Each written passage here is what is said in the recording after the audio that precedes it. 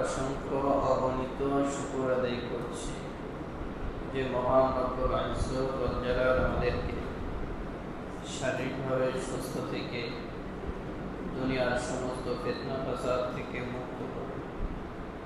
প্রতি সপ্তাহের ন্যায় এই সপ্তাহেও মসজিদে এসে জুমার সালাত আদায়ের জন্য বসা এবং কোরআন ও হাদিস থেকে কিছু কথা বলা ও শোনার তৌফিক যে মহান রব্বুল আলামিন আমাদেরকে দান করলেন, সেই মহান সত্তার দরবারে কালিমাতুল শুকর আদায় করছি আলহামদুলিল্লাহ। সম্মানিত ভাইয়েরা, জিলহজ মাসের আজকে কয় তারিখ? 9 তারিখ। আমাদের ঈদুল আজহা খুব নিকটে, আগামীকাল ইনশাআল্লাহ। তো ঈদুল আজহা এই দিনে আল্লাহ রাব্বুল আলামিনের কাছে সবচাইতে পছন্দনীয় আমল হলো কুরবানি করা। কি করা? ঈদুল আজহার দিনে আল্লাহ রাব্বুল আলামিনের নিকট সবচাইতে পছন্দনীয় আমল হলো কুরবানি করা। তো ইতিপূর্বে আমরা আলোচনা করেছি কুরবানি কি, কুরবানির ফজিলত প্রসঙ্গে আলোচনা করেছি। যেহেতু কুরবানির দিন খুব সন্নিকটে, সেজন্য কুরবানি আমরা যারা দিব নিয়ত করেছি, পশু ক্রয় করেছি, এই কোরবানি যেন সঠিক পদ্ধতিতে হয় এ বিষয়ের উপরে আজকে কিছু কথা বলেন ইনশাআল্লাহ। তো সেজন্য চোখ কান খোলা রেখে কথাগুলো শ্রবণ করবেন ইনশাআল্লাহ। আর আল্লাহ যেন যে কথাগুলো বললে আপনাদের উপকার হয়, উম্মার উপকার হয়, সেই কথাগুলোই যেন আল্লাহ রাব্বুল আলামিন কোরআন সুন্নাহ থেকে আমাকে বলার তৌফিক দান করেন। সম্মানিত ভাইয়েরা, কোরবানি এটা ভাইরাল হওয়ার বিষয় না, বুঝতে পেরেছেন? এটা লোক দেখানোর বিষয় না, এটা খেলতামাশার কোনো বিষয় না। কোরবানি স্রেফ একটা ইবাদত, আল্লাহ রাব্বুল আলামিনের নৈকট্য হাসিলের একটা মাধ্যম। নাকি ভাইরাল হওয়া, গোশত খাওয়া, এটা উদ্দেশ্য না। কোরবানি হলো আল্লাহ রাব্বুল আলামিনের পক্ষ থেকে দেয়া এক বান্দার উপরে একটা ইবাদত।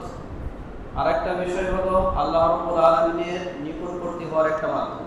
এটা মাথায় রাখতে হবে।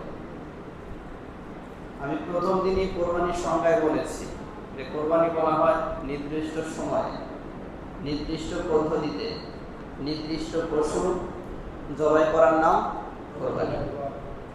আপনারা আমার মন করা খেয়াল খুশির মতো করলেই হবে না। তো সম্মানিত ভাইয়েরা, যেহেতু আমরা ম্যাক্সিমাম পশু ক্রয় করে ফেলেছি, এখন আসুন সঠিক পদ্ধতিতে কোরবানি আমাদের হওয়া লাগবে, ঠিক না? 1 নাম্বার, হালাল অর্থ দিয়ে কোরবানি করা। কি দিয়ে? একটু আওয়াজ দেন তো ভাই, কি দিয়ে? হালাল দিয়ে।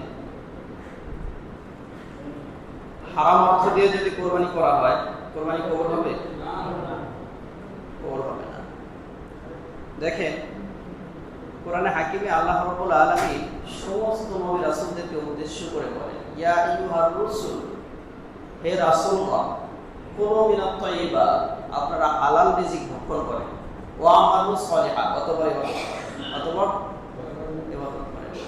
আমি উদাহরণ দিতে গিয়ে বলতে পারি এভাবে, আপনি কুমান নদীতে মাছ ধরতে গেছেন, মাথার সাথে রশি দিয়া পাতিলের গলায় বাঁধা, মাছ খুব পাচ্ছেন, মাছ পাচ্ছেন আর রাখছেন কোথায়? পাতিলের মধ্যে। কিন্তু মজার ব্যাপার হলো পাতিলের তলা নেই। 3.5 ঘন্টা মাছ ধরছেন, যখন উঠে আসছেন নদী থেকে কয় পিস থাকবে?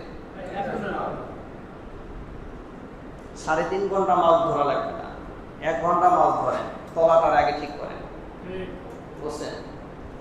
বড় পশু কোরবানি দেওয়া লাগবে না। আপনি একটা খাসি কেনার টাকা নাই, বকরি কেনার তো টাকা আছে, দেন, হালাল টাকা দিয়ে দেন, কাজে আসবে। কিসে আসবে ভাই? তো সেজন্য আল্লাহ রাব্বুল আলামিন সমস্ত রাসূলদেরকে উদ্দেশ্য করে বলেন, হে রাসূলগণ, আপনারা হালাল রিজিক ভক্ষণ করেন, ওয়া আমালুস সালিহা ওয়া অতঃপর ইবাদত করেন। ইন্নী বিমা তা'মালুনা আলিম, আপনারা যা করেন এ বিষয়ে আমি আল্লাহ জানি। জানেন কে? আপনার অর্থ হালাল না হারাম, আপনার উপার্জন হালাল না হারাম, আপনি এবং আল্লাহ জানেন। যে ব্যক্তি, আপনি জানেন কিন্তু আপনার অর্থের মধ্যে হালাল আছে কত পার্সেন্ট, হারাম আছে কত পার্সেন্ট, এটা জানেন না বান্দা? হ্যাঁ, আল্লাহ তো অবশ্যই জানেন, বান্দাও জানে, ঠিক না? তো সম্মানিত ভাইয়েরা, তারপরে বিশ্বনবী সাল্লাল্লাহু আলাইহি ওয়াসাল্লাম বুখারীর ওই হাদিসের দিকে যাই। আল্লাহ রাসূল সাল্লাল্লাহু আলাইহি ওয়াসাল্লাম বললেন যে এক লোক দীর্ঘ পথ সফর করে আল্লাহর ঘরে হাজিরা দিতে বাইতুল্লাহ আসছে। হজ্জের সফর, আল্লাহর রাস্তার সফর নয়। কার রাস্তার সফর? আল্লাহর রাস্তার সফর। এমনিতেই তো কেউ যদি আল্লাহর রাস্তায় সফর করার অবস্থায় আল্লাহর কাছে দোয়া করে, আল্লাহ দোয়া ফেরত দেন না, আল্লাহ দোয়া ফেরত দেন না। বিশ্বনবী সাল্লাল্লাহু আলাইহি ওয়াসাল্লাম বলেন, এক ব্যক্তি দীর্ঘ পথ সফর করে চেহারাটা মনে, পোশাকাদি এলোমেলো, চুলগুলো এলোমেলো, পোশাকাদি পুরা ধুলায় ধূসরিত হয়ে গেছে, আল্লাহর রাস্তায় সফর করছে, অনেক দূর থেকে আসছে, তো সে বাইতুল্লাহ তাওয়াফ করছে, চারপাশ দিয়ে ঘুরছে, এমতো অবস্থায় আল্লাহর কাছে হাত উঠিয়ে বলতেছেন, ইয়া রব, হে আমার প্রতিপালক, আমার এই দোয়া কবুল করো, ওই দোয়া কবুল করো। বিশ্বনবী সাল্লাল্লাহু আলাইহি ওয়াসাল্লাম বলেন যে সে যেটা পরিধান করেছে হারাম মাল দ্বারা এই পোশাক তৈরি করা হয়েছিল, সে ভিতরে গোডাউনজাত করছে হারাম দিয়া। কি দিয়া? হারাম দিয়া। তারপরে খাইছে হারাম, পরিধান করছে হারাম। ওয়া কাইফা ইউস্তাজাবু লাহু, এই ব্যক্তির দোয়া কিভাবে কবুল করা হবে? তো সম্মানিত ভাইরা, আরো স্পষ্ট হয়ে গেল। তো হারাম অর্থ দান করলে সওয়াব হয় না, বুঝছেন? হারাম অর্থ দিয়ে কুরবানি করলে আল্লাহ কুরবানি কবুল করেন না। কারণ একটু ঠান্ডা মাথায় চিন্তা করেন, সেটা হলো, একটু ঠান্ডা মাথায় চিন্তা করেন, একটু বোঝার চেষ্টা করেন। আল্লাহ রাব্বুল আলামিনের কাছে কুরবানির রক্ত পৌঁছায়, মাংস পৌঁছায়, চামড়া, হাড়, পায়া একটাও আল্লাহর কাছে পৌঁছায় না। আল্লাহ নেন না, আল্লাহ নেন না এগুলা। কিন্তু একটা জিনিস আল্লাহ নেন, কোনটা বলেন তো? তাকওয়া। ওয়ালাকি ইয়ানালুহু তাকওয়া মিনকুম, আল্লাহ তাআলা বলেন তোমাদের একটা জিনিস আমি আল্লাহ রাব্বুল আলামিনের কাছে পৌঁছাই, সেটা হলো খোদাভীতি। বুঝতে পারছেন? আর আল্লাহর ভয়ে, স্রেফ আল্লাহর ভয়ে যে ব্যক্তি কুরবানি করে, সে কখনো হারাম মাল দ্বারা পশু ক্রয় করতে পারে না। বুঝছেন বিষয়? তাহলে আমাদের অবস্থা হয়েছে ম্যাক্সিমাম হালাল হারামের পরোয়া নাই, বরং পশুটাই ক্রয় করব, ওটাই কুরবানি করব, ঠিক না? তো গোশত খাওয়া আর হলো হারাম কাটাকাটি, মাঝখান থেকে জান্নাতে যাবে খাওয়া। কোথায় ঢুকবে? জান্নাত এত সহজ না, আপনাকে বুঝতে হবে, এত সহজ না, অনেক কঠিন। তো সম্মানিত ভাইরা, তাহলে ম্যাক্সিমাম মুসলিমদের দিকে তাকাইলে ওই ঘটনার কথা মনে পড়ে। এক লোক কুরবানির ফজিলত শুনছে যে কুরবানি দিলে এই সওয়াব হয়, প্রত্যেকটা ফসলের বিনিময়ে একটা করে নেকি আল্লাহ দান করে, ফজিলত শুনছে। তো ইমাম সাহেব বক্তব্য দিচ্ছিলেন, ওই চোর, ওর কাজ হলো চুরি করা, ও বক্তব্য শুনছে। এখন এই বক্তব্য শুনে ওর তো মাথায় কাজ করতেছে, তাহলে এই সওয়াব তো কোনোভাবেই হাতছাড়া করা যাবে না। ও রাতের বেলায় চুরি করছে, গরু একটা চুরি করে গলায় রশি লাগায়া মসজিদের সামনে দিয়ে আসতেছে। তো ইমাম সাহেব কি করছে, তাহাজ্জুদের জন্য উঠছে, ওটা মসজিদের বারান্দায় দাঁড়িয়ে দাঁড়িয়ে তাহাজ্জুদ করতেছে। তাহাজ্জুদ শেষ, সামনের দিকে তাকিয়ে দেখে ওই চোর মুসল্লি যাচ্ছে, কি নিয়ে? গরু নিয়ে যাচ্ছে। এখন ইমাম সাহেব বলতেছে, এদিকে আসো। ও মনে মনে চিন্তা করতেছে, এখন তো আর ফতোয়াবাজির কোনো শেষ নাই, এখন যা মাসালা দিবে তো গেছে, আগায় গেছে। যাওয়ার পরে বলতেছে, হুজুর, আপনি প্রশ্ন করার আগে আমি উত্তর দেই, আমি জানি আপনি আমাকে জিজ্ঞেস করবেন, চুরি করা গরু দিয়ে কুরবানি হবে না, চুরি করা গরু দিয়ে কি হবে না? কুরবানি হবে না। উত্তর আপনি প্রশ্ন করার আগে উত্তর আমার রেডি আছে, আমিও এটা জানি, কিন্তু চুরি আর গোনা কাটাকাটি মাঝখান থেকে জান্নাতে যাবো পাবো। বুঝছেন? চুরি করছি, গোনা হয়েছে, কোরবানি দেব, সওয়াব হবে। চুরি আর গোনা কি হয়ে গেছে? কাটাকাটি হয়ে গেছে, মাঝখান থেকে জান্নাতে যাব, গোশত খাবো। আমাদের অবস্থা তো ম্যাক্সিমাম এরকম। তো সম্মানিত ভাইরা, আদম আলাইহিস সালাতু ওয়াস সালামের পৃথিবীর প্রথম মানুষ, তার 2 সন্তান কোরবানি করেছিলেন। আমি বলেছিলাম আপনাদেরকে কোরআন থেকে, সূরা মায়েদার আয়াত থেকে বলেছিলাম, এক সন্তানের কোরবানি আল্লাহ কবুল করেছিলেন, আর একটা কবুল করেন নাই। একটা অ্যাকসেপ্ট করেছিলেন, আর একটা অ্যাকসেপ্ট করেন নাই। এর কারণ কি? আল্লাহ আয়াত নাযিল করে বিশ্ব নবী সাল্লাল্লাহু আলাইহি ওয়াসাল্লামকে পরবর্তীতে জানিয়ে দিলেন, ইন্নামা ইয়াতাকাব্বালুল্লাহু মিনাল মুত্তাকিন। আল্লাহ রাব্বুল আলামিন কেবলমাত্র খোদা ভীতি যাদের মধ্যে আছে তাদেরটাই আল্লাহ অ্যাকসেপ্ট করেন। এর বাহিরে আল্লাহ রাব্বুল আলামিন আমল কবুল করেন না। বুঝতে পারছেন বিষয়টা? তাহলে কোরবানি করব কি দিয়া? কথা বলেন, আওয়াজ দিতে হবে। কি দিয়া? হালাল রুজি দিয়া, হালাল ইনকাম দিয়া। আল্লাহ আমাদের সকলকে তৌফিক দান করেন। আমিন। তারপরে 2 নম্বর বিষয়, নিয়তকে বিশুদ্ধ করা। নিয়তকে কি করা? একটু আওয়াজ দেন। নিয়তকে কি করা? বিশুদ্ধ করা। আমি যে কোরবানি করছি স্রেফ আল্লাহর জন্য। কার জন্য?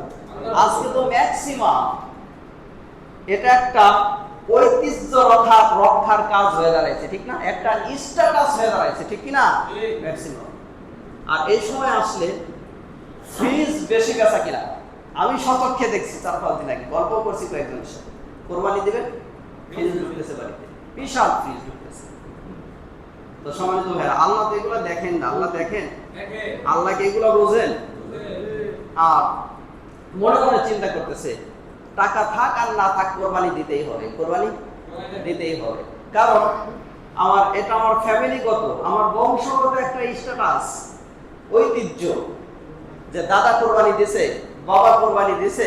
আমার পকেটে টাকা না থাকলেও ওই ঐতিহ্য ধরে রাখার ক্ষেত্রে আমার টাকা না থাকলেও ধার করে কোরবানি দিতে হবে। এটা কি ইসলাম? আর এই কোরবানি ও যত বড় পশু জবাই করবে, কোরবানি কবুল হবে না। কারণ স্ট্যাটাস, ঐতিহ্য ধরে রাখার জন্য ও কোরবানি করছে, আল্লাহর জন্য কোরবানি করে নাই। কার জন্য করে নাই? আল্লাহ স্পষ্ট করে দিলেন, ফাসল লিলি রাব্বিকা ওয়ানহার। আয়াতটা বলেন তো, ফাসল লিলি রাব্বিকা ওয়ানহার। হে নবী, আপনি সালাত আদায় করেন, আর স্রেফ আপনার প্রতিপালকের জন্য সালাত আদায় করবেন আর কোরবানি করবেন, অন্য কারোর জন্য হতে পারবে না। অন্য লিরাব্বিকা, স্রেফ একমাত্র আপনার প্রতিপালকের জন্য সালাত আদায় করবেন, আপনার প্রতিপালকের জন্য কোরবানি করবেন। আর এক আয়াতে আল্লাহ আরো স্পষ্ট করে দিলেন, ইন্না সলাতি ওয়া নুসুকি ওয়া মাহইয়ায়া ওয়া মামাতি লিল্লাহি রাব্বিল আলামিন। নিশ্চয় আমার কোরবানি, হে নবী আপনি মানুষদেরকে বলে দিন, নিশ্চয় ইন্না সলাতি, নিশ্চয় আমার সালাত, ওয়া নুসুকি আমার কোরবানি, ওয়া মাহইয়ায়া আমার বেঁচে থাকা, ওয়া মামাতি আমার মরে যাওয়া, লিল্লাহি রাব্বিল আলামিন, ওই মহান প্রতিপালক, গোটা ওয়ার্ল্ডের রব যিনি, তার জন্য। কার জন্য? তাহলে যারা ঐতিহ্য ধরে রাখার জন্য, বংশগত ঐতিহ্য, ফ্যামিলিগত ঐতিহ্য ধরে রাখার জন্য যারা কোরবানি করে, মানুষের সাথে সামনে মানে পরিচয় দেওয়ার জন্য, সুখ্যাতি অর্জনের জন্য যারা কোরবানি করে, এদের কোরবানি কবুল হবে না। 100% গ্যারান্টি। আপনি 100% গ্যারান্টি দিয়ে বলছি কোরবানি কবুল হবে না। স্রেফ কার জন্য হওয়া লাগবে? কথা বলেন তো, কার জন্য হওয়া লাগবে? আল্লাহর জন্য। এর বাহিরে মানুষকে খুশি করার জন্য, মানুষের থেকে বাহবা পাওয়ার জন্য, স্ট্যাটাস, ঐতিহ্য ধরে রাখার জন্য যদি আপনি কোরবানি করেন, আল্লাহর কসম আপনি গোশত খেতে পারবেন, ঠিক আছে, কিন্তু এই কোরবানির কোনো সওয়াব আল্লাহর কাছে আশা করতে পারেন না। আশা করলেও পাবেন না, আল্লাহ দিবেন না। সেজন্য নিয়তকে বিশুদ্ধ করা। কোরবানির আগেই কি বিশুদ্ধ করতে হবে? কথা বলেন। নিয়তকে বিশুদ্ধ করতে হবে। আবার অনেকে চিন্তা করে যে মেয়ে বিয়ে দিয়েছি, এই নতুন আত্মীয়তা করছি, মেয়ে বিয়ে দিয়েছি, তো এখন কি করতে হবে?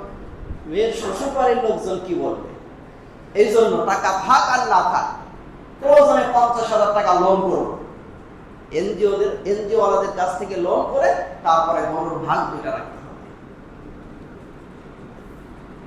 তো সম্মানিত ভাইরা, আমরা পূর্বে আলোচনা করেছি কারো উপরে কোরবানি ওয়াজিব, কারো উপরে ওয়াজিব না, আলোচনা করেছি আমরা। তো এখন আসুন, স্রেফ কার জন্য কোরবানি করবো? আওয়াজ দেন, কার জন্য? আল্লাহর জন্য। আল্লাহর জন্য যদি আপনি কোরবানি করেন, আপনার অর্থ যদি হালাল হয়, নিয়ত যদি বিশুদ্ধ হয়, আল্লাহর কসম আপনি প্রত্যেকটা কসমের বিনিময়ে একটা করে সওয়াব পাবেন, যে ঘোষণা বিশ্বনবী সাল্লাল্লাহু আলাইহি ওয়াসাল্লাম দিয়েছেন। তাহলে নিয়তটা বিশুদ্ধ হওয়া লাগবে, অর্থ হালাল হওয়া লাগবে। এই দুটি শর্ত যদি থাকে, বিশ্বনবী সাল্লাল্লাহু আলাইহি ওয়াসাল্লামের সুন্নাহ ফলো করে যদি আপনি কোরবানি করেন, আল্লাহর কসম প্রত্যেকটা পশমের বিনিময়ে আল্লাহ রাব্বুল আলামিন একটা করে সওয়াব দিবেন। আর এই পশম যখন আপনার আমলনামা ওয়েট করা হবে, এই পশম খোর, শিং, রক্ত, এগুলো আপনার আমলনামায় নেকের পাল্লায় আল্লাহ রাব্বুল আলামিন যোগ করে দিবেন, যে ঘোষণা বিশ্বনবী সাল্লাল্লাহু আলাইহি ওয়াসাল্লাম আমাদেরকে দিয়েছেন। যদি আল্লাহর জন্য না হয়, হারাম অর্থ দিয়ে কোরবানি করা হয়, তাহলে এই ব্যক্তি এই ফজিলত থেকে বঞ্চিত হয়ে যাবে, সওয়াব হবে না। বুঝতে পারছেন? তো সম্মানিত ভাইরা, এখন আসেন পশু জবাইয়ের দিকে যাই। পশু জবাই করতে হবে, ঠিক না? পশু জবাইয়ের পদ্ধতি কি আপনারা বলেন তো? পশু জবাই করার দোয়া কি? একটা আওয়াজ দেন, বিসমিল্লাহি আল্লাহু আকবার, বিসমিল্লাহি আল্লাহু আকবার। হ্যাঁ, কুরবানি কিন্তু পশুর ক্ষেত্রে আল্লাহ রাসূল সাল্লাল্লাহু আলাইহি ওয়াসাল্লাম পশুর এই দোয়া করে জবাই করেছেন। এরপরে হাদিসে বর্ণিত কিছু দোয়া বিশ্বনবী সাল্লাল্লাহু আলাইহি ওয়াসাল্লাম করেছেন, যেমন ইন্নী ওয়াজ্জাহতু ওয়াজহিয়া লিল্লাযী ফাতারাস সামাওয়াতি ওয়াল আরদা হানিফা ওয়া মা আনা মিনাল মুশরিকিন, এটা পাওয়া যায়। তারপরে ইন্না সলাতি ওয়া নুসুকি ওয়া মাহইয়ায়া ওয়া মামাতি লিল্লাহি রাব্বিল আলামিন। আবার এইভাবে দোয়া করছেন, আল্লাহ আমি যে কুরবানি করলাম, আমার থেকে এই কুরবানি তুমি কি করো? কবুল করো। বুঝতে পারছেন? আল্লাহুম্মা তাকাব্বাল মিন্নি, এভাবে দোয়া করেছেন। তো সম্মানিত ভাইরা, তাহলে কুরবানির পশু জবাই করার দোয়াটা কি পেলাম? বিসমিল্লাহি আল্লাহু আকবার। তারপরে ধারালো ছুরি দিয়ে জবাই করা, কি ছুরি দিয়ে? ধারালো ছুরি দিয়ে জবাই করা। বিশ্বনবী সাল্লাল্লাহু আলাইহি ওয়াসাল্লাম বলেছেন, ইন্নাল্লাহা কাতাবাল ইহসানা আলা কুল্লি শাই, আল্লাহ রাব্বুল আলামিন তোমাদের উপরে ফরজ করেছেন প্রত্যেক জিনিসের সাথে সৎ ব্যবহার করা। বুঝতে পারছেন? একটা পিপিলিকা থেকে নিয়ে প্রত্যেকটা প্রাণীর সাথে আল্লাহ রাব্বুল আলামিন সৎ ব্যবহার করা আবশ্যক করে দিয়েছেন বান্দার উপরে। তারপরে বিশ্বনবী সাল্লাল্লাহু আলাইহি ওয়াসাল্লাম বলেন, ফাইদা ক্বাতালতুম ফাআহসিনুল কিতলা ওয়া ইদা যাবাহতুম ফাআহসিনুজ যিবহা ওয়া লিয়ুহিদ্দা আহাদাকুম শাফাআতাহু।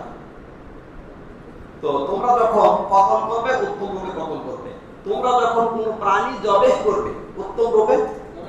এখন এই কতল দ্বারা আবার প্রশ্ন করতে পারেন, তাহলে কোন কতল উদ্দেশ্য? আমরা সকলে জানি শরীয়তের আপনার একজন মানুষ যদি মানুষকে কি করে? হত্যা করে, কিসাসের বিধান আছে। তাহলে উত্তম রূপে ওকে কিন্তু হত্যার বিধান ইসলাম দিয়ে দিয়েছে, আল্লাহ রাব্বুল আলামিন দিয়ে দিয়েছেন, হত্যার বদলে হত্যা। এটা যখন আপনি কার্যকর করবেন, উত্তম পদ্ধতিতে করতে হবে। বুঝতে পারছেন? তারপরে এভাবে আরো কিছু বিষয় আছে। আরেকটা ব্যাপার হলো ওয়াইদা যাবাহতুম ফাআহসিনুজ যিবহা। বিশ্বনবী সাল্লাল্লাহু আলাইহি ওয়াসাল্লাম বলেন, যখন তোমরা প্রাণী জবাই করবে, উত্তম রূপে জবাই করবে। ওয়া লিয়ুহিদ্দা আহাদাকুম শাফাআতাহু, তোমাদের প্রত্যেকেই যেন, তোমাদের মধ্য থেকে যদি কেউ কোনো প্রাণী জবাই করে, তাহলে সে যেন তার ছুরিকে ধারালো করে দেয়। কারণ তার ছুরিটা যদি ধারালো হয়, ওই প্রাণীটার কি হবে?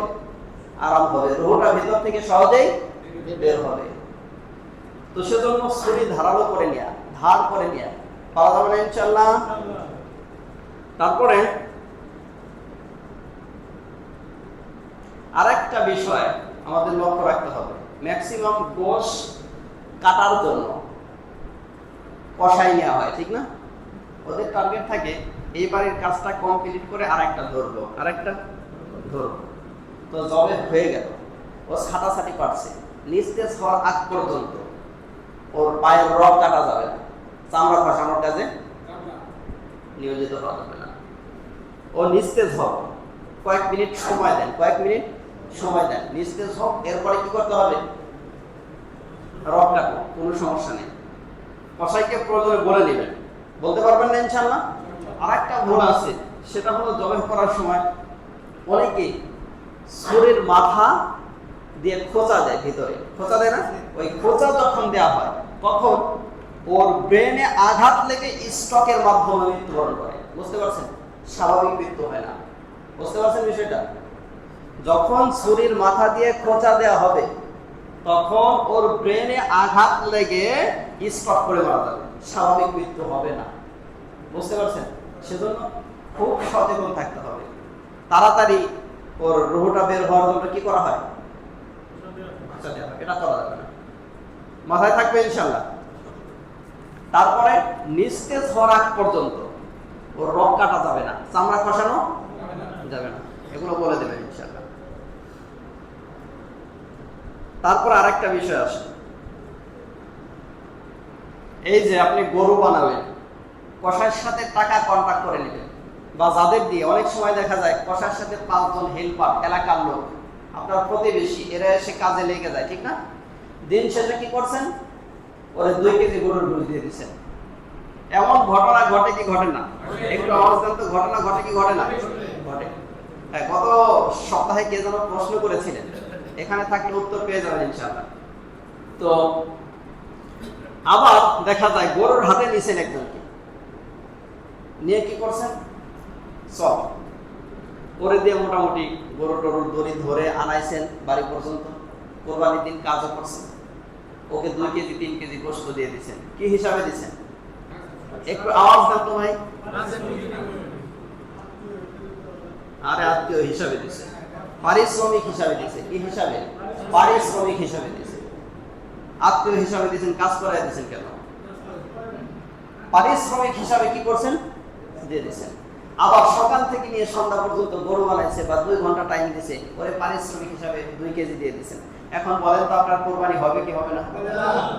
একটু বলেন তো। হবে না। আপনি কন্ট্রাক্ট করে নেবেন যে এই কয় টাকা তোমাকে দেব, রাজি? ইয়েস, রাজি থাকলে বলো, রাজি না থাকলে বলো।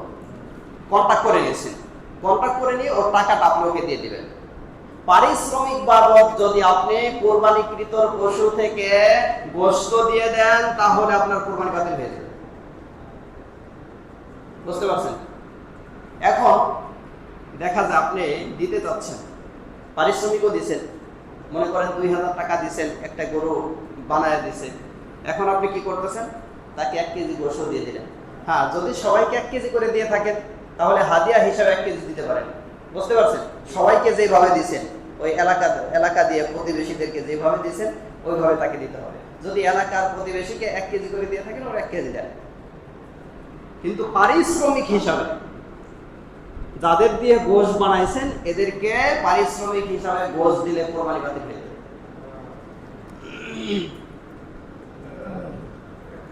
তারপরে এখন আসেন গোশত বন্টনের একটা ব্যাপার। গোশত বন্টনের একটা ব্যাপার। কুরবানির গোশত কারা খাবে এটাও আল্লাহ রাব্বুল আলামিন কোরআনে হাকিমে আয়াত নাজিল করে সূরা হাজ্জের 28 36 নম্বর আয়াতের মধ্যে, এই 2 আয়াতের মধ্যে আল্লাহ রাব্বুল আলামিন খুব চমৎকার করে বলেছেন। ফাকুলু মিনহা, 1 নম্বর আল্লাহ তাআলা বলেন তোমরা তার থেকে খাও। কুরবানিকৃত পশু থেকে তোমরা আহার করো, তোমরা খাও, তোমরা ভক্ষণ করো। এবং ওয়া আত'ইমুল কানি'a ওয়াল মু'তার, যারা চাইতে পারে এদেরকে দাও, যারা চাইতে না পারে এদেরকেও দাও। কিছু মানুষ আছে না, মধ্যবিত্ত, কি আছে, কিন্তু খুব কষ্টে জীবন যাপন করে, আছে এমন মানুষ আছে, খুব কষ্টে জীবন যাপন করে। যেটা সে আপনার উপার্জন করে সেটা তার ফ্যামিলির জন্য সাফিসিয়েন্ট না, যথেষ্ট না। আছে না এমন মানুষ? সারা বছরে দেখা গেল যে 5 কেজি গোশ কিনে খেতে পারে না, 2 কেজি গোশ কিনে খেতে পারে না, গরুর গোশ কিনে চলে শুধু লাল উটের উপরে, সাদা উটের উপরে। কিসের উপরে বুঝছেন কি? এগুলা ব্রয়লার। হ্যাঁ, গরুর গোশত কেনার সামর্থ্য তার নাই, কিন্তু সে বলতেও পারে না, তাকে দেন। আল্লাহ রাব্বুল আলামিন সূরা হাজ্জের 36 নম্বর আয়াতের মধ্যে স্পষ্ট করে দিবেন ফাকুলু মিনহা ওয়া আত'ইমুল কানি'a ওয়াল মু'তার, তোমরা খাও, যারা চাইতে পারে এদেরকে দাও, যারা চাইতে না পারে এদেরকেও দাও। আরেকটা আয়াতে 28 নম্বর আয়াতে সূরা হাজ্জে আল্লাহ তাআলা বলেন ফাকুলু মিনহা ওয়া আত'ইমুল বাঈসাল ফাকির, তোমরা নিজেরা খাও দুস্থ অসহায় গরিব মানুষ যারা আছে এদেরকেও দেওয়া হবে। বুঝতে পারছেন? তাহলে কুরবানির গোশত কারা খেতে পারবে আল্লাহ রাব্বুল আলামিন এটাও বলে দিলেন। তো এখন আসুন, প্রচলিত যে 3 ভাগে বিভক্ত করা, কয় ভাগে বিভক্ত করা, এটা নিয়ে দেখলাম এই বছরে সবচাইতে বেশি প্রশ্ন আসছে, এখন আসতেছে। এটা উত্তম একটা পদ্ধতি। কি পদ্ধতি? উত্তম, ভালো একটা পদ্ধতি। এটা 3 ভাগে বিভক্ত করে 1 ভাগ রাখছেন, আরেক ভাগ আত্মীয় স্বজনকে দিচ্ছেন, আরেক ভাগ এলাকায় দরিদ্র যারা আছে, দুস্থ যারা আছে এদেরকে দিচ্ছেন। হ্যাঁ, সুন্দর একটা পদ্ধতি। তবে কারো ফ্যামিলি যদি বড় হয়, কারো ফ্যামিলি বড়, মনে করেন 5 ভাই, একটা খাসি জবাই করছে, কোরবানি দিছে, কয়টা? 1 ভাই। 5 ভাইয়ের মধ্যে 1 ভাই সামর্থ্যবান, মোটামুটি সামর্থ্যবান, সে তার সাধ্য অনুযায়ী মনে করেন একটা খাসি ক্রয় করেছে। 5 ভাইয়ের যে স্ত্রী সন্তান, পিতামাতা, এক খাসিতে হওয়া কঠিন, তাহলে আপনি খাইতে পারেন, গুনাহ হবে, জায়েজ আছে। কি আছে? জায়েজ আছে, কোনো সমস্যা নেই। আপনার বাইরে দিলে আপনার হচ্ছে না, বাইরে দিলে হচ্ছে না, আপনারা নিজেরা খান, এতে কোনো গুনাহ হবে না। তবে হ্যাঁ, নিয়ত অবশ্যই বিশুদ্ধ থাকতে হবে যে স্রেফ আল্লাহর জন্য কোরবানি করছি। ওই যে কোরবানির ঈদের দিন 10 কেজি গোশত লাগবে, সেজন্য খাসি একটা কিনলাম, এই নিয়তে যদি কেউ কোরবানি করে তার কোরবানি বাতিল হয়ে যাবে, কোরবানি আল্লাহ রাব্বুল আলামিন কবুল করবেন না। বুঝতে পারছেন? আপনার সমাজ দেখানো কোরবানি আদায় হয়ে যাবে, কিন্তু কোরবানির যে উদ্দেশ্য ছিল এটা হাসিল হবে না, আল্লাহ রাব্বুল আলামিনের কাছে কোনো হাসানা, কোনো সওয়াব পাওয়া যাবে না। আশা করি বুঝতে পারছেন। তাহলে কোরবানির গোশত বন্টন প্রসঙ্গে আমরা কথা বলছিলাম। প্রচলিত 3 ভাগে বিভক্ত করে এটা উত্তম একটা পদ্ধতি। আর আপনি সামর্থ্যবান ব্যক্তি, আপনি মনে করেন বছরে ইচ্ছা করলে গরুর গোশত ক্রয় করে খেতে পারেন, এই সামর্থ্য আল্লাহ রাব্বুল আলামিন আপনাকে দিয়েছেন, গরুর গোশত কিনে খাওয়া, সারা বছর কিনে খেতে পারেন, তাহলে বেশি বেশি আপনি দিয়ে দেন, গুনাহ হবে। কি বলেন? গুনাহ হবে না সওয়াব হবে? যত দিবেন তত বেশি সওয়াব হবে। এই যে গত 2-3 দিন আগে কার সাথে যেন কথা বলতেছিলাম, বললো যে গত বছর কথা প্রসঙ্গে উঠছে, উনি মানে গর্ব করে বলেনি, বললো যে গত বছর কোরবানি করছি, 1 ওয়াক্ত রাখার জন্য 3 কেজি গোশত রাখছিলাম, 5 মনের উপরে ওয়েট ছিল, পুরাটাই দিয়ে দিছি। বললাম আলহামদুলিল্লাহ। হ্যাঁ, বেশি দিলে সওয়াব বেশি হবে। আপনার সামর্থ্য আছে, সামর্থ্য তো আল্লাহ দান করেছেন। আপনার 1 ভাগ যদি আপনি 2 কেজি, 5 কেজি, 7 কেজি রাখেন, দিয়ে দেন, যত দিবেন তত সওয়াব বেশি হবে। আপনি তাহলে 3 ভাগের উপর, 3 ভাগে বিভক্তের উপরে যাবেন কেন? আপনার সামর্থ্য আল্লাহ দিয়েছেন, বেশি বেশি দেন। বুঝতে পারছেন বিষয়টা? আরেকটা বিষয় মাথায় রাখেন, দানের মাধ্যমে মানুষ কখনো দরিদ্র হয় না, দানের মাধ্যমে হবে না। যদি মানুষ দরিদ্র হয় অন্য কোনো কারণে হবে। বুঝতে পারছেন? কিন্তু তার কাছে দারিদ্রতা দান করার কারণে আসবে না, দান করার কারণে আরো সম্পদে বরকত হবে। কি হবে? দারিদ্রতা পালাবে দান করার মাধ্যমে। তারপরে আরেকটা বিষয় আছে, চামড়ার বিধান। কিসের বিধান? পশুর চামড়া খসানোর আগে একটা বিষয় মাথায় রাখেন, পশুর চামড়া, কোরবানিকৃত পশুর চামড়া ছাড়ানোর আগে ক্রয় বিক্রয় করা যাবে না, মাথায় থাকবে।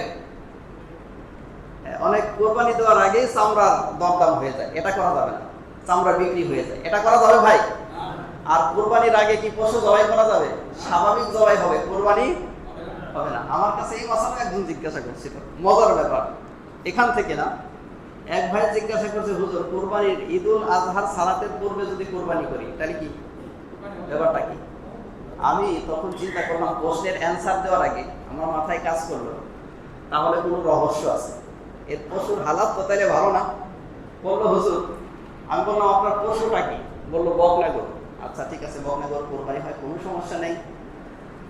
তো 15-16 বছর তাকে বাছুর দিছে এই গরুতে, তাহলে একটু চিন্তা করে দেখেন তো, কি নিজে দাঁড়াইতে পারে নাকি লাঠি দিয়ে ভর করে দাঁড়াইতে হয়? মুরব্বী গরু। কি গরু? মুরব্বী গরু, শক্তিহীন হয়ে গেছে, একেবারে মানে বুড়া হয়ে গেছে, বৃদ্ধা হয়ে গেছে। তো মানে যায় যায় অবস্থা, পরে হালাত শুনলাম পশু যায় যায় অবস্থা, নামাজ পর্যন্ত টিকা কঠিন, এই পশু দিয়ে কোরবানি দিলে অবশ্যই কোরবানি হবে। তো সম্মানিত ভাইয়েরা, সেজন্য ঈদের সালাতের আগে কোরবানি করলে কোরবানি আবার বলেন কোরবানি হবে না। এখন চামড়ার বিধান, চামড়া যদি বিক্রি করেন, চামড়া ছাড়ানোর পরে বিক্রি করবেন, এর মূল্য আপনি ভোগ করতে পারবেন না। বুঝতে পারছেন? গরিব অসহায় মিসকিন যারা আছে, যে সমস্ত মাদ্রাসায় নীলা বোর্ডিং আছে, সেখানে দেয়া, কথা বলেন, সেখানে দেয়া। আপনারা কি ঘুমাইতেছেন? খুব ইম্পর্টেন্ট বিষয়।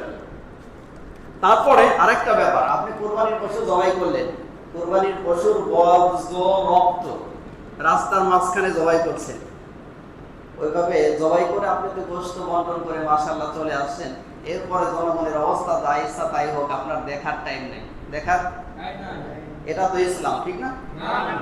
কি করতে হবে? কথা বলুন তো, কি করতে হবে? ওই যে মানুষকে কষ্ট দিচ্ছেন, মুসলিমের হাদিস বিশ্বনবী সাল্লাল্লাহু আলাইহি ওয়াসাল্লাম বলেন, ইযা উল মুসলিমি হারামুন, কোন মুসলমানকে কষ্ট দেয়া হারাম। প্রতিনিয়ত আপনার জন্য বদদুয়া আমলনামায়, গুনাহ আমলনামায় যোগ হতে যাচ্ছে। বুঝতে পারছেন? এদিকে লক্ষ্য রাখতে হবে। তারপরে খুব ভালো করে পরিষ্কার করতে হবে, ঈদুল আজহার সালাতের সুন্নাত, অন্যান্য ঈদুল ফিতরের সুন্নাত আমাদের জানা আছে, বহুবার বলছি। এক্সট্রা একটা সুন্নাত, সেটা হলো ঈদুল ফিতরের দিনের সুন্নাত হলো বিশ্বনবী সাল্লাল্লাহু আলাইহি ওয়াসাল্লাম কিছু খেতেন, সামান্য কিছু মিষ্টি মুখ করতেন, খেজুর বা খরমা এ জাতীয় কিছু খেয়ে ঈদগাহে আসতেন। আর ঈদুল আজহার দিনের সুন্নাত, এই কোরবানির ঈদের সুন্নাত, সেটা হলো যারা কোরবানি করবে তাদের জন্য স্পেশাল সুন্নাত যে না খেয়ে ঈদগাহে আসা, খালি পেটে। বুঝতে পারছেন? কোরবানিকৃত পশুর গোশত দিয়ে সর্বপ্রথম আহার করা, এটা সুন্নাত। আর এই সুন্নাত পালন করার জন্য, এই সুন্নাত পালন করার জন্য ঈদের জামাত 12টায় দিলে ভালো হয়। কয়টায়? 2টায়? কয়টায় দেওয়া যায়? কথা বলেন তো।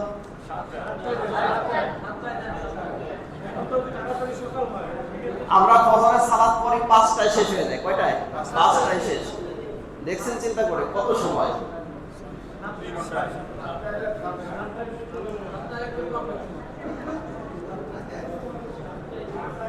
আচ্ছা, ইনশাআল্লাহ তাহলে কোরবানিকৃত পশুর গোশত দিয়ে যদি সর্বপ্রথম আহার করতে চাই, জামাত 12টায় দিলে হবে না, হ্যাঁ, আগে আসতে হবে। ইনশাআল্লাহ আপনাদের কথাগুলো আমি শুনছি, আমার কান পর্যন্ত পৌঁছাইছে। এখন সব কিছুর উপরে সবার মতকে মাথায় রেখে ইনশাআল্লাহ যেটা আপনাদের জন্য কল্যাণকর মনে করছি, ওইটা ইনশাআল্লাহ রায় দেবো, ফায়সালা দেবো। রাজি না ইনশাআল্লাহ? এখন সবার মতের উপর রায় দিলে তো ভাই আপনার জামাত করতে হবে 8-10টা, ঠিক না? মানে ফজর থেকে নিয়ে শুরু করে জোহর পর্যন্ত শুধু জামাতই চলবে, কোরবানি করবো কখন? তো যাই হোক, ইনশাআল্লাহ ঈদুল আজহার জামাত হবে 7টা 30 মিনিটে। কত মিনিটে ভাই? 7টা 30 মিনিটে। আর আপনারা সকলে জানেন যে ঈদের জামাতের জন্য 1 মিনিট ওয়েট করি না, সময় হয়ে গেছে, আমার ঘড়িতে সময় হয়ে গেছে মানে দাঁড়াই গেছে, 1 মিনিটও কারোর জন্য অপেক্ষা করি নাই। তো ইনশাআল্লাহ তাহলে আল্লাহর উপরে তাওয়াক্কুল করে, ভরসা করে আমরা ইনশাআল্লাহ জামাত ঘোষণা করলাম, ঈদুল আজহার জামাত 7টা 30 মিনিটে। হ্যাঁ, ইনশাআল্লাহ ঈদুল আজহার যে বয়ান করব, কুরবানির উদ্দেশ্য কি, আলোচনার টপিক বলে দিলাম। কুরবানির, আমরা তো কুরবানি করি, আল্লাহ তো কুরবানি করতে বললেন, এবং ইব্রাহিম আলাইহিস সালাতু ওয়াস সালামের কুরবানির কথা আল্লাহ উল্লেখ করলেন, বহু জায়গায় উল্লেখ করলেন। তাহলে ওখানে আপনার বয়ানের বিষয়বস্তু থাকবে, টপিক থাকবে কোরবানির উদ্দেশ্য কি। ঠিক আছে না ইনশাআল্লাহ? কোরবানির উদ্দেশ্য শিক্ষা ইনশাআল্লাহ। যারা সালাত আদায় করেন, সালাত আদায় করেন।